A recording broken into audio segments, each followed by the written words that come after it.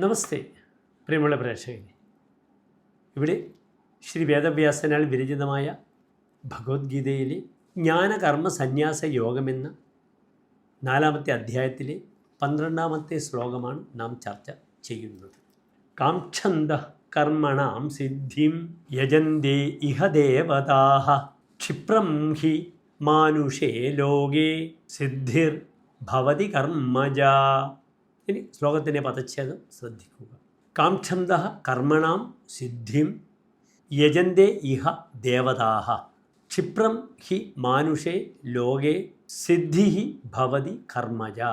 ഇനി ശ്ലോകത്തിൻ്റെ അന്വയം ശ്രദ്ധിക്കുക.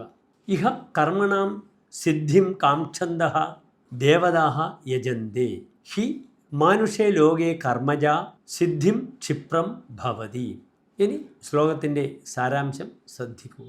ഈശ്വരനെ സഗുണനായി ഉപാസിക്കുന്നതുകൊണ്ടുള്ള പ്രയോജനമാണ് ഇവിടെ ഭഗവാൻ കൃഷ്ണൻ അർജുനനെ ഉപദേശിക്കുന്നത്. മനുഷ്യരധികവും ഫലേച്ഛുക്കളായി കർമ്മം ചെയ്യുന്നു. അവർ ഈശ്വരനെ വിവിധ മൂർത്തികളിലൂടെ ഭേദം കൽപ്പിച്ചുകൊണ്ട് പല ദേവന്മാരുടെ രൂപത്തിൽ ഉപാസിച്ച് വരുന്നു. അത്തരം ഉപാസന പെട്ടെന്ന് പ്രയോജനപ്പെടുകയും ചെയ്യുന്നു. അതിൻ്റെ അനുഭവം ക്ഷിപ്രമായി അവർക്ക് ലഭിക്കുന്നു. എന്നാൽ ഈശ്വരനെ നിരാകാരനായി സങ്കല്പിച്ചുകൊണ്ട് ചെയ്യുന്ന ഉപാസനകൾ, പ്രാർത്ഥനകൾ, അതിൻ്റെ സിദ്ധി വൈകി മാത്രമേ ലഭിക്കുകയുള്ളൂ, ക്ഷിപ്രസാധ്യമല്ല എന്ന് സാരം.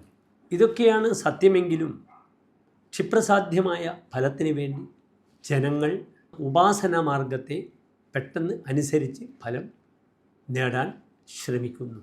അവർ ഇച്ഛുക്കളാണ്, അവർ ആഗ്രഹിക്കുന്നു, അഭിലേഷിക്കുന്നു അപ്രകാരം എന്ന് സാരം. നമസ്തേ.